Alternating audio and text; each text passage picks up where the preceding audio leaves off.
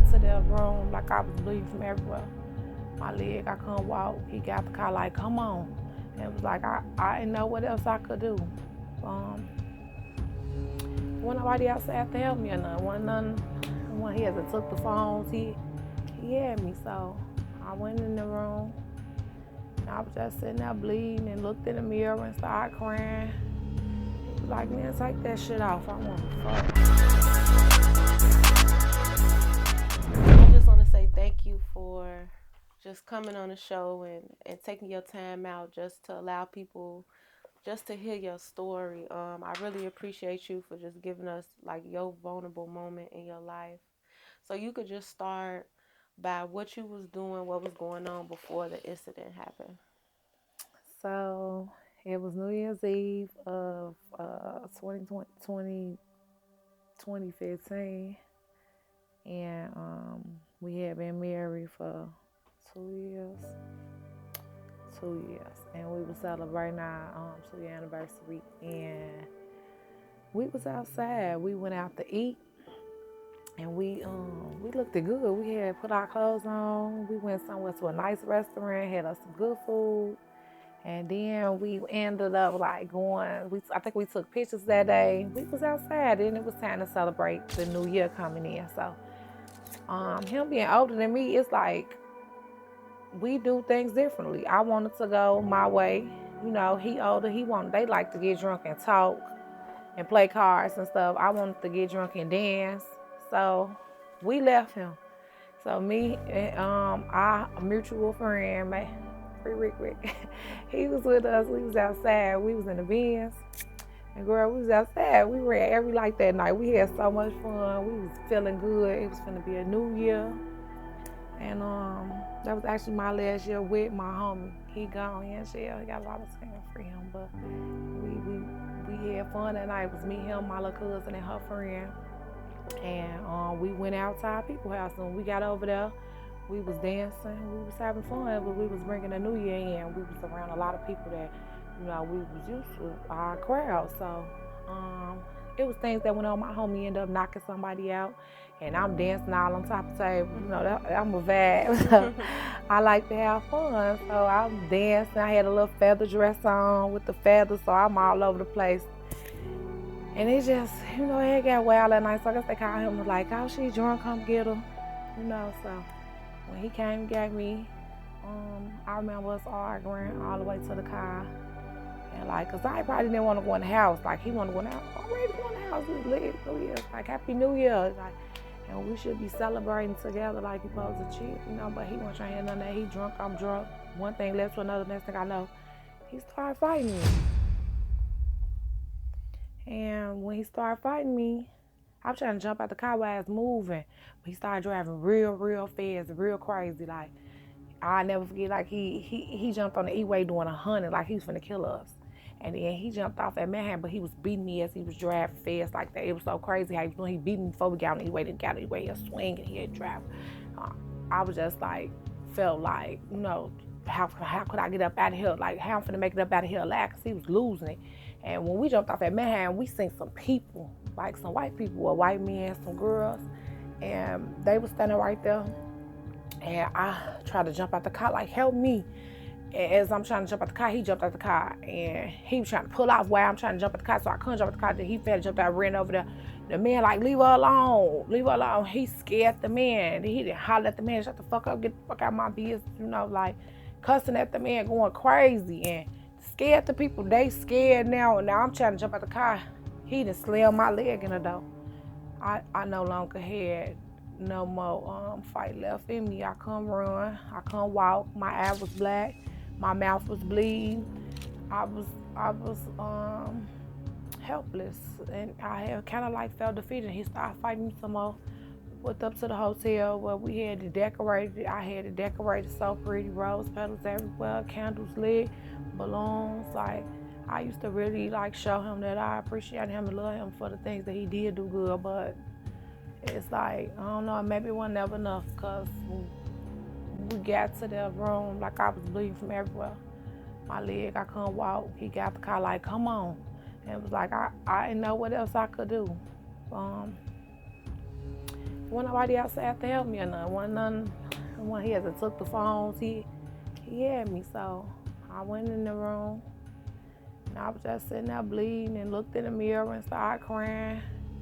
He was like, man, take that shit off. I want to fuck. I'm like, and it was like, that was the day I like really knew like he was sick because I was bleeding from everywhere. My ass was black. My hair was messed up. Who would want to have sex with somebody under them type of circumstances? Like, I felt like he was gonna probably kill me, like, cause I couldn't do nothing. So I laid there and I did, and we woke up that morning and he went on like nothing ever happened. We went back to the house. When we went back to the house, I just had to play it off long enough for him to leave. And when he left, I disappeared for like a week. But I had to figure out how I was gonna make it out, because all I could think about was killing him. And I knew I had just had my daughter 2 years ago. I couldn't leave her, but that's when I started seeking help and like looking for a way out, because I knew that I couldn't stay like that. It was our anniversary, something we should have been celebrating. It turned into something that was I'll never forget, you know. Mm-hmm. And it ain't because of something good. Yeah. So I know when we talked, I know you talked about you have been in multiple abusive occasions with your ex-husband. I want to know what went through your mind to go get help, and what did help look like for you? I had went and stayed in the hotel for a couple days, and I was losing it because all I could think about was killing him. Like, I wanted him to die. Like, I was tired. He had been doing me like that since I was 15 years old. I was now probably like 30 something, you know. So, like, I had been going through this for a long, long, long time. And that particular time, like, before that, he had really put the fear in my heart. Like, I should have been here fear in my heart, but like, I never feel him the way I did when he stoned me out while I was pregnant, Mm-hmm. you know. But he did a lot of bad things to me. It's happened a lot of times. I think I got married with 2 black ass. Mm-hmm. So when did you started to seek help? That time when we left the hotel and I waited for him to leave, I went to stay in the hotel. And at the time, like I said, I was thinking about was killing him, and I knew I had to find another way. I had to find another way because killing him wasn't an option. I couldn't go to jail. I didn't want to leave my baby. But I know I couldn't stay like that. So I started calling like the domestic violence hotlines, and I started getting help. Like, I started going to the support groups, acting like I was just going to counseling, but really I was going to domestic violence support groups where we strategized and we came together, like, and you able to tell your story. And like, they don't make it like it's normal, but you don't feel so alone, because when you're going through that, sometimes you feel like it's only you that's going through that, and people are so judgmental, like, why you just don't leave, why you don't leave. It's not that easy to leave, because every time that I thought that I was going to leave, that's when he almost killed me, or that's when he hurt me the most. When I'm leaving, that's when it got deadly every time. So like, I learned like that I wasn't going to be able to just be like, I'm leaving. I had to come up with a plan. Like, when I went to the domestic violence support groups, I didn't leave right away. I stayed probably 3-4 more years before I finally made it out of that. But I had to plan my way out. I had to head support groups to talk like emergency stuff. They taught me how to download apps on my phone that'll alert the police, or special code words you could send. Like, we came up with a plans for when we had to learn his behavior for when he started getting like that. And I believe the awareness, they brought awareness that this was not right to me first. And then I took the rest to God in prayer, because after going through the groups and still going through what I was going through, pain turned me into a monster. Like, I didn't want to live no more. Like, I got to the point where, like, just do it, but God kept me. God kept me. He answered my prayers. Like, I stayed, I always prayed. And then my grandma gave me a scripture I'll never forget, like 2 years later after that, after I had been going to the groups and still getting whooped every holiday.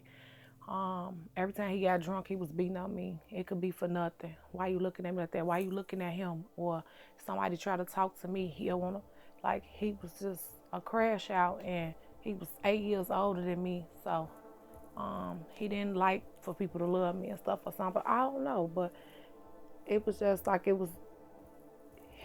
I knew I wasn't gonna make it with him. So I started praying. I needed peace up out of that situation. And at first, when I first left, I left under the I didn't care how it was gonna end because I just didn't want to go through it no more. But my granny gave me them scriptures to stand on, Isaiah 32:18. And she told me to just go crazy with it. My people shall dwell in peaceful habitations, sure dwellings and quiet resting places. Because she knew I was miserable at home. I woke up and cried every day. I cried every night. I cried every day. I cried every night. I was so miserable. I had no life, no purpose, no hope. I didn't feel like I was gonna make it. I had got to a point I didn't even wanna be here no more because I couldn't keep living like that.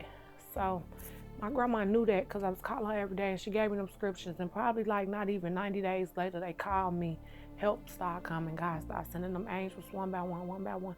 Help came from here. They helped me got a step higher there. I ended up seeing a life coach and I was going to groups. I started looking for help. I started seeking help because that's the first step. You got to know that you got a problem. And then once you know that you got a problem, you gotta have that support system. You're gonna need that support system. You're gonna need somebody behind you, encouraging you and validating your feelings and letting you know that you're not alone and that you could do this, whether it's family, friends, or strangers. You need help. You can't do this by yourself and you shouldn't try to do it by yourself. And I know that it could be very embarrassing to tell your story to people because people, it's just, but when you really get tired, it took me 20 years. And when I realized I had been going through this since 2002 and it was 2020, I really put my foot down. It's like, it's a decision that has to be made, but only God brought me through that. Only God could have kept me. I kept reading Psalms 91 for like 91 days. I read Psalms 91. That was protection. So for the days that I couldn't pray, for the days that I couldn't see God or I couldn't do nothing positive because the pain was so heavy, them days kept me for the days that came ahead. And I found housing. I was able to put a roof over my kids' head. Without him, I was able to financially support myself because that was like one of the main reasons I didn't leave, because how was I gonna pay this rent by myself as a felon? Like, I was in the streets real bad because of the pain that I endured with him at 15 and 16 and 17 and 18. I turned into a monster. But after going to jail so many times, I knew like I couldn't keep living like that. And I thought that if we got married, it would change things. He would stop because I was better. He would get better. I blame myself for why he treated me like that because I wasn't an angel. And I thought it was my fault. But one day I realized it was never gonna be good enough. The pain that we have endured over the years and the stuff we have did to each other, it's like he never let it go. And I was trying to move forward, but it just didn't work. And I felt like God changed him, but he also changed me too. And I knew that I didn't deserve that no more. And he sent people to me. He sent angels in different places and with different people to speak life into me and to encourage me and they see the good in me, something that he didn't allow me to see. It was always, you fat, or you too skinny, or you this, or you that, you dumb, you ain't smart enough, you ain't this. Like, he never allowed me to shine. So I thank God because only God could have brought me through that. God and the people that he sent to support me along the way, because I didn't do it by myself.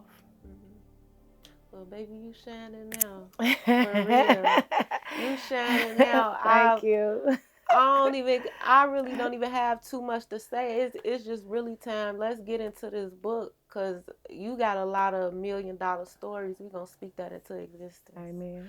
You got a lot of $1 million stories. So just briefly talk about your book. So I left finally 2020. I kept leaving and coming back, but this time I went to a What's Love seminar in 2020 in February, and they talked about if he did it before, he'll do it again, and I had heard it a lot of times.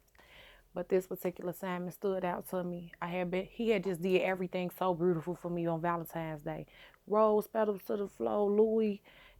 It was something hard to walk away from. It wasn't that easy to walk away from that lifestyle that he was providing for me, because to the outside looking in, it looked like you were at the top. But inside, I felt like I was nothing. So I had been in the house all day after that wonderful day of Valentine's Day, and he came in the house and woke me up and started something, and I put him out. And at that point, I never let him come back. But I was still dipping in and out, seeing him, having my way with him, doing them how I want to do them. And then I met somebody. And when I met somebody, it was like, learn how to flip the money, invest into yourself, focus on yourself. You better than how you acting out here. Like, why are you acting like this? What's wrong? You're so much better than this. And I started to hear him like, you right. You know what I'm saying? That made sense to me. And at the time, I really have a lot of people around me who believed in me to tell me something like that, So I took that and ran with it, because that's something I needed to hear. And I started looking for help once again. I was on YouTube watching videos. I started praying even more, because I always had a relationship with God, because I know that that's my higher power. I know where my help comes from. I know that, he's real. So I sat down and I started working on my healing process. I joined the family when we was learning how to trade crypto, and they started talking to me about mindset. And that set out more to me than the money, because I joined for the money, but I originally joined for the money to learn how to flip crypto. You're going to get the money, that's everybody's big thing to do. But when I got with them, I learned about my mindset, about how important it is to think highly of yourself, to speak positive. I started paying attention to how I wake up in the morning time, angry, sad, crying, like I was really broken. And they started dealing with us about our mindset, speaking life, thinking positive, being grateful, writing down our goals. And I took it and ran with it. And I made it my own morning routine, to the point where I did it a whole 1 year by myself. And then I was praying and asking God to send me people who I could relate to on this level, because all I knew was the partying, the drinking, the smoking, the fighting, the gang banging, the outside, the thug life. But I know it's so much more to life than that. And I wanted to be healed. And I started putting in the work on the inside, and didn't work right away. I still was wilding, but eventually, consistently, small changes over a long period of time brings massive breakthrough. So after doing my morning routine for like a year, I started writing, because it was healing to me. And when I started writing, I cried the whole first time, because I couldn't believe all this stuff had happened to me. I couldn't believe I really survived all this. I couldn't believe I was still here to tell the story, because it didn't seem real to me. This is not real. This is not regular. This is not normal. And I knew I had to tell the story, because there's somebody out there that need hope. Somebody needs to know that they can make it through that, because it was times I didn't think I was going to make it through that. It was times I didn't want to make it. Somebody needs to know that you can get through this. If you could see yourself out, you could get out. Whatever you could see, you could do. If you put your mind to it, if you believe in your heart and you confess with your mouth, you can have whatever that you ask for. You just have to work diligently towards this every day, just a little bit every day. And you stay dedicated and you stay consistent. And here we go. A gift of a curse. Like, this was my testimony. I overcame everything that was meant to destroy me, from me getting stabbed to me being adopted at birth, from me surviving racism, bullying. I went through a lot. So I couldn't even tell it all in here, but I told most of it. And I really value this, because this is my whole heart and words. Like, I put my heart in here. So what's from the heart reaches the heart. I know you're going to feel this, because I was real. I was genuine. And I started to understand myself more, because I sat with myself and I dealt with that pain. And I'm recreating my story now, that I won't remain a victim of my childhood traumas or what I endured during that marriage. That's not who I am. That's just a part of my journey. And then I turned around and I dropped this one, Healing a Broken Heart. And this is a workbook where we learn to heal together. And then your movie. And A Gift of a Curse is about my life. So I feel like this was so thorough that you got to see this to believe it. So I'm dropping the movie. A Gift of a Curse is coming in 2026. You can see my trailer on So Amazing _charity. Me and Mm-hmm. yeah, he finna drop his sauce on there, so it's going down. Y'all gotta stay tuned. It's coming. I'm excited about that. Super emotional, but super powerful.